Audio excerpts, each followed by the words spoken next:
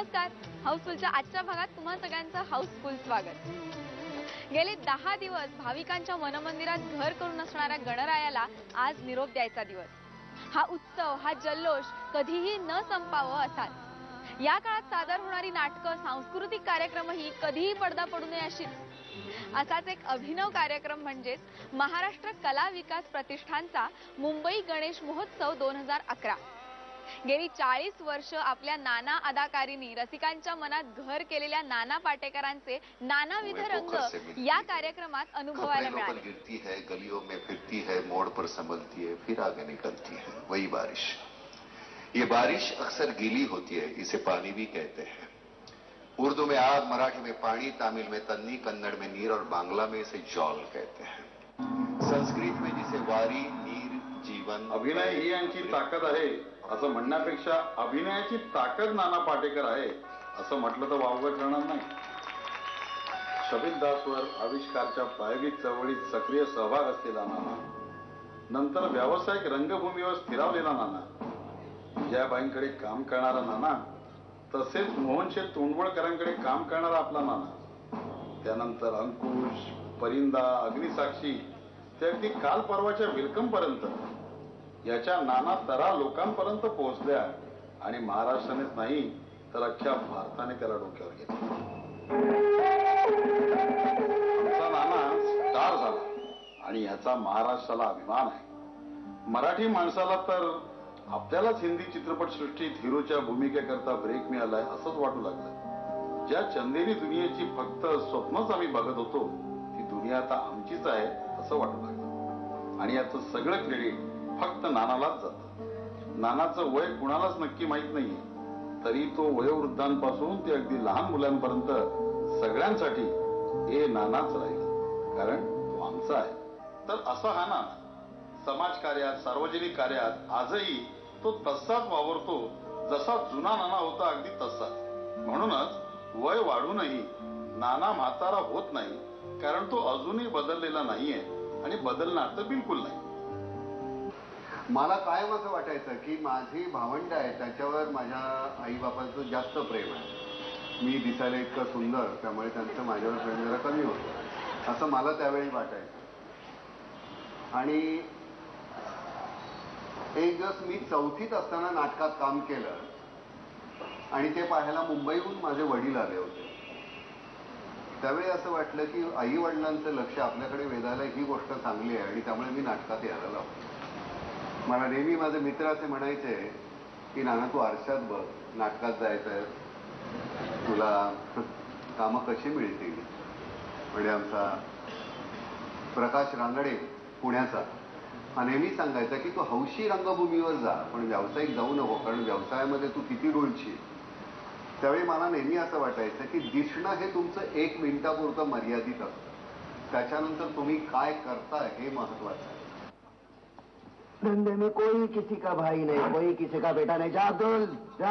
Uncle, मैं समझाऊंगा उसे, मैं समझाऊंगा.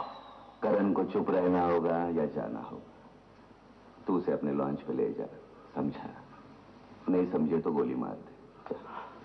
नाना, त्याला आम्ही नाना असं आत्ताच म्हणतोय, नाहीतर तो नान्या किंवा नानू असे 2 असतात. हा अतिशय मनस्वी, म्हणजे जे काही करेल ते जीव तोडून करेल. मग प्रेम पण तसंच करेल, रागावेल तोही तसाच, हसेल तोही खळखळून, रडेल तोही अतिशय अस्वस्थ होऊन. आणि त्याच्याबरोबर मला आणखीन एक वाटतं त्याच्यात आहे, तो बिनधास्त आहे. विजयाबाई या पहिल्या की त्यांच्याकडे काम करत असताना सतत शिकायला मिळायचं. विजयाबाईंची गंमत अशी आहे, विजयाबाई विसरतात, एखादं वाक्य विसरतात. हमारे जीने के नीचे एक लाल बत्ती लगी हुई रहती है असं वाक्य आहे आणि ते एकदा ट्रान्समध्ये गेल्यानंतर ते अगदी छान असायच्या. ते एकदा हमारे जीने के नीचे एक लाल बुत्ती म्हणल्या, मग बुत्ती मग लुगी म्हणल्या, मग असं सगळ्यालाच असं त्यांनी आपला उकार लावले. आणि आमचे वांदे होतात रे, स्टेजवर काय होतं आपल्याला कळत नाही.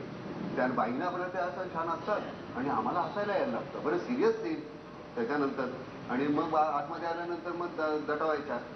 लाज वाटत नाही, हसतात. अहो बाई तुम्ही काय बोललात, काय बोलले. मी असं बोललात. अरे पण म्हणून काय झालं? तुम्ही इंटेन्सिटी वाढून दाखवायला पाहिजे होतं. बाई बोलल्या ते बरोबर बोलल्या, तुमची ऐकण्यात चूक झाली. 5 गोली अंदर, 1 गोली बाहर.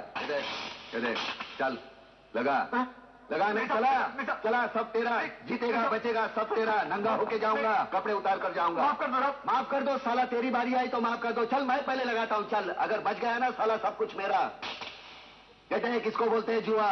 मला तर ते वाघोबा वाटतात. म्हणजे मी प्रेमाने त्यांच्या माघारी त्यांना वाघोबा म्हणते, हे आता कळू दे त्यांना.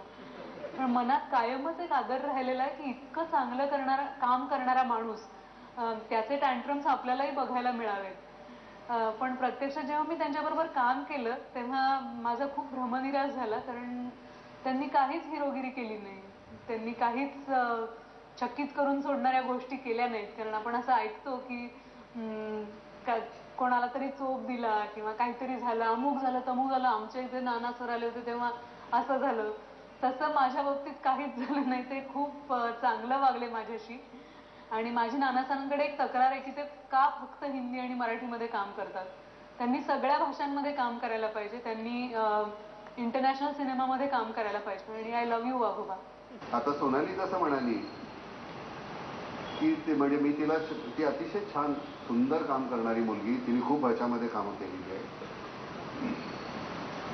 आमच्या सेटवर काही झालं नाही त्याचं कारण सेटवर काही घडण्यासारखं घडलंच नाही. पण एखादी गोष्ट जर कुठली अशी घडल्यानंतर काही वेळ काय नाही रे, जमत नाही. काही जणांना साधं सांगितलेलं समजत नाही. मग एखादा कुठेतरी फटका मारल्यानंतर मग आमच्याकडे काय होतं, तुम्ही सांगत असताना 2 फटके लागले, मग तुला सांगितलं तू 4 सांगतो. असं करून मी मारतो एकच फटका, तेवढा पुढेच असतो. आता मी केलेलं देऊळ नावाचा जो चित्रपट आहे, सोनाली तिथं माझी बायको आहे पुन्हा.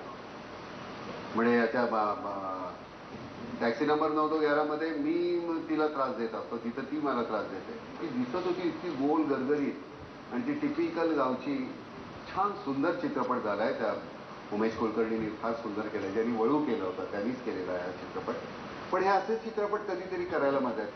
पुरुषमध्ये आम्ही ते करत असताना माझ्या पायाच्या करकर वाळायला मला आठवत नाही नेमकं, मी ते म्हणत असताना की नमस्कार अण्णासाहेब, मी गुलाबराव जाधव. होत असा निरोप पाठवला होता पांडुबरोबर. वास्तविक अण्णासाहेब आजच्या तुमच्या सत्कार समारंभाला यायचं होतं, चित्रबाईनं बोललो होतं येईल म्हणून, जमलं नाही, आमचीच मिटिंग जरा लांबली. तुमचं भाषण चांगल्याचं ऐकलं. सुंदरराव म्हटले. सुंदरराव जिल्हा परिषदेचे अध्यक्ष. सुंदरराव म्हणजे आमचं एकदम राईट हँड मॅन हो, जसं शिवाजीचा तानाजी. त्याचंच फोन आला होतं. म्हणलं त्याला आणायच्या गावात आला, अण्णासाहेबांचं दर्शन. ते बोलत असताना तो माणूस इतका बेरका आहे. Because my ability to get things done वगैरे अशा पद्धतीचं इंग्लिश बोलणारा. पण ही अशा प्रकारची माणसं वारंवार तुम्हाला इथे राजकारणामध्ये दिसत असतात आणि तीच खरी आहे.